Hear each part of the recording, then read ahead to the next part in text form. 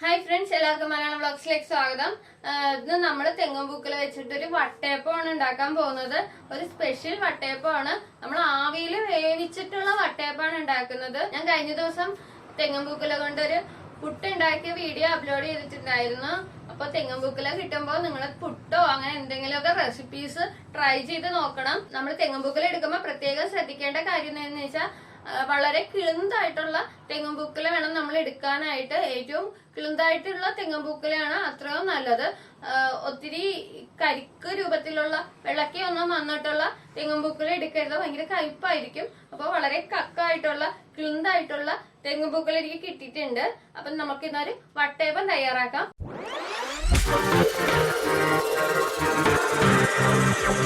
തെങ്ങിൻപൂക്കുല അപ്പം തയ്യാറാക്കുന്നതിന് വേണ്ടി ഞാനിവിടെ തെങ്ങിൻപൂക്കുല ചെറിയ കഷ്ണങ്ങളാക്കി കട്ട് ചെയ്ത് മാറ്റി വെച്ചിട്ടുണ്ട്. പിന്നീട് നമുക്ക് വേണ്ടത് ഒരു അര ഗ്ലാസ് ഇളം ചൂടുവെള്ളമാണ്. ഈ ഇളം ചൂടുവെള്ളത്തിലേക്ക് നമുക്ക് ഒരു സ്പൂൺ പഞ്ചസാര ചേർത്ത് നന്നായി മിക്സ് ചെയ്ത് എടുക്കണം. അതിലേക്ക് നമുക്ക് ഒരു അര ടീസ്പൂൺ ഈസ്റ്റ് ചേർത്ത് കൊടുക്കാം. ഈസ്റ്റ് ചേർത്ത് നന്നായി മിക്സ് ചെയ്ത ശേഷം നമ്മൾ ഒരു അരമണിക്കൂർ നേരം ഇത് മാറ്റി വയ്ക്കണം. നമ്മൾ എടുത്ത് വെച്ചിരിക്കുന്ന തെങ്ങുംപൂക്കല കുറച്ചെടുത്ത് നമുക്ക് അരച്ചെടുക്കാം. നമ്മളിപ്പോൾ തെങ്ങുംപൂക്കലയും കുറച്ച് വെള്ളവും കൂടി ചേർത്ത് നന്നായിട്ട് അരച്ചെടുത്തിട്ടുണ്ട്. അപ്പോൾ നമുക്കൊരു പാത്രത്തിലേക്ക് മാറ്റി കൊടുക്കണം. നമ്മൾ തെങ്ങുംപൂക്കലൊക്കെ കിട്ടുമ്പോൾ ഇങ്ങനെ വെറൈറ്റി റെസിപ്പീസൊക്കെ ചെയ്ത് നോക്കണം. നമ്മൾ ഹെൽത്തിന് വളരെ ഉപകാരപ്രദമായ ഒന്നാണ് തെങ്ങുംപൂക്കല. ഇനി നമുക്ക് ബാക്കിയുള്ള തെങ്ങുംപൂക്കലയും കൂടി നമുക്ക് മിക്സിയുടെ ജാറിലേക്ക് ഇടാം. അതിനുശേഷം ഇതിലേക്ക് ഒരു 4 ചുവന്നുള്ളി ഞാൻ ചേർത്ത് കൊടുക്കുന്നുണ്ട്.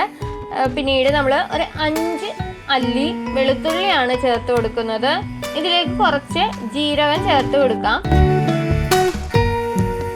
ഒരു നുള്ളുപ്പും ആവശ്യത്തിന് വെള്ളവും ചേർത്ത് നന്നായിട്ട് അരച്ചെടുക്കണം. ഇതിപ്പോൾ ഞാൻ അരച്ച് വെച്ചിട്ടുണ്ട്, നന്നായിട്ട് അരഞ്ഞിട്ടുണ്ട്. ഇത് നമുക്ക് എടുത്തു വെച്ചിരിക്കുന്ന അരപ്പിലേക്ക് ഇത് ചേർത്ത് കൊടുക്കാം.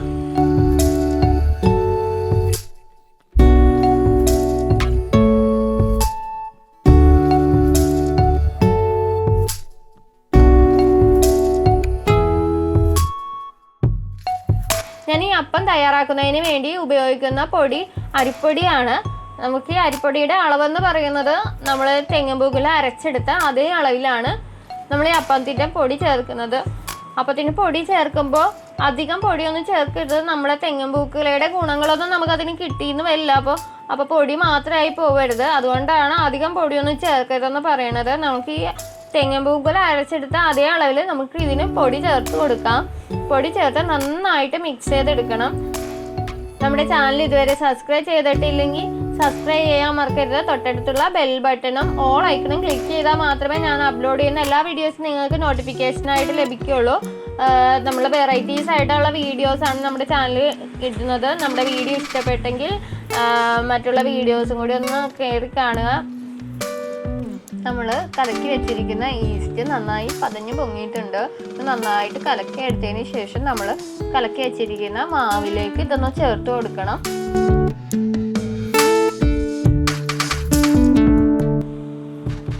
നമുക്ക് മാവ് മിക്സ് ചെയ്തെടുക്കുമ്പോൾ വെള്ളത്തിൻ്റെ ഒരു കുറവ് കാണുന്നുണ്ടാവും. നമ്മളിപ്പോൾ വറുത്ത പൊടിയാണ് ഉപയോഗിച്ചിരിക്കുന്നതിൽ. അത് കാരണം നമുക്ക് ഇതിൽ കുറച്ച് വെള്ളം കൂടി നമുക്ക് ചേർത്ത് കൊടുക്കേണ്ടി വരും. പാകത്തിന് വെള്ളം മതി. നമുക്ക് കലക്കിയെടുക്കുമ്പോൾ അറിയാൻ പറ്റും നമുക്ക് എന്തോരം വെള്ളത്തിന്റെ ആവശ്യം വരുമെന്നത്.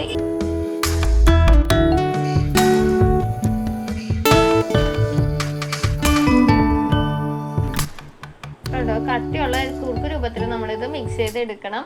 അതിനുശേഷം നമ്മൾ എടുത്ത് വെച്ചിരിക്കുന്ന ഒരു തേങ്ങയാണ് ഇതിന് ഉപയോഗിക്കുന്നത്. ഒരു തേങ്ങ ചിരകിയത് അതൊന്ന് മിക്സിയുടെ ജാറിലിട്ട് അരച്ചെടുക്കണം. അരച്ച് വെച്ച തേങ്ങ കൂടി യോജിപ്പിച്ച് നന്നായിട്ട് മിക്സ് ചെയ്ത് എടുക്കണം. ഇതിന് ഒരു 8 മണിക്കൂറാണ് ഇത് മാവ് പൊങ്ങാൻ വേണ്ടിയുള്ള ടൈം എന്ന് പറയുന്നത്. നമ്മളിപ്പോൾ രാത്രിയാണ് കലക്കി വെക്കുന്നത്. അപ്പോൾ നാളെ രാവിലത്തേക്ക് നമ്മളിത് അപ്പമായിട്ട് ഉണ്ടാക്കിയെടുക്കുള്ളൂ. അപ്പോൾ അതായത് നമ്മൾ ഒന്നില്ലെങ്കിൽ രാത്രി കലക്കി വെക്കുക, അല്ലെങ്കിൽ ഒരു 8 മണിക്കൂർ രാവിലെ വെളുപ്പിനായിട്ട് കലക്കി വെച്ച് കഴിഞ്ഞാൽ നമുക്ക് രാത്രി വൈകുന്നേരത്തേക്ക് ചായക്ക് എടുക്കാൻ പാകത്തിന് ഉള്ള ടൈം ആവും. നമ്മളിതിപ്പോൾ മൂടി വെച്ചിട്ടുണ്ട്. മൂടി വെച്ച് പിറ്റേ ദിവസമാണ് ഞാൻ ഇത് എടുക്കണത്. നമ്മുടെ മാവൊക്കെ നന്നായിട്ട് പൊങ്ങി വന്നിട്ടുണ്ട്. കാണുമ്പോൾ തന്നെ അറിയാം നല്ല അപ്പത്തിനുള്ള പരുവൊക്കെ ആയിട്ടുണ്ട്. നമുക്കിതിപ്പോൾ അപ്പം ഉണ്ടാക്കി എടുക്കണതിന് മുന്നേ നമ്മൾ കുറച്ച് പഞ്ചസാര ഇതിലേക്ക് ചേർത്ത് കൊടുക്കുന്നുണ്ട്. ഒരു 1/2 ഗ്ലാസ് പഞ്ചസാരയാണ് ഇതിൽ ചേർത്ത് കൊടുക്കുന്നത്. നന്നായിട്ട് മിക്സ് ചെയ്തെടുക്കണം. നന്നായിട്ട് മിക്സ് ചെയ്തതിന് ശേഷം ഒരു അരമണിക്കൂർ ഇത് കൂടി മൂടി ഇത് വെക്കണം. എന്നാലാണ് ആ പഞ്ചസാര ഉരുകി അതിനേക്കുള്ള വെള്ളവും കൂടി അതിലേക്ക് മിക്സ് ആവുള്ളൂ. അപ്പോൾ ഇത്തിരിയും കൂടി ലൂസ് രൂപത്തിൽ നമുക്ക് കിട്ടും, നല്ല മധുരവും കിട്ടും. ഇപ്പം നല്ലപോലെ പാകമായിട്ടുണ്ട്. കണ്ടത് നന്നായിട്ട് ഇളക്കി യോജിപ്പിച്ചെടുക്കണം. ആ തെങ്ങിൻ പൂക്കുലയുടെ കളർ അതേപടി നമുക്ക് കിട്ടിയിട്ടുണ്ട്. ഇതിൽ ശർക്കര വേണമെങ്കിൽ ശർക്കര യൂസ് ചെയ്യാം. അധികം മധുരം വേണ്ടവർക്ക് ശർക്കര യൂസ് ചെയ്താലും മതി. നമ്മൾ ഇതിലേക്ക് ഇനി ചേർക്കാൻ പോകുന്നത് അണ്ടിപ്പരിപ്പ് കിസ്മിസും ആണ്.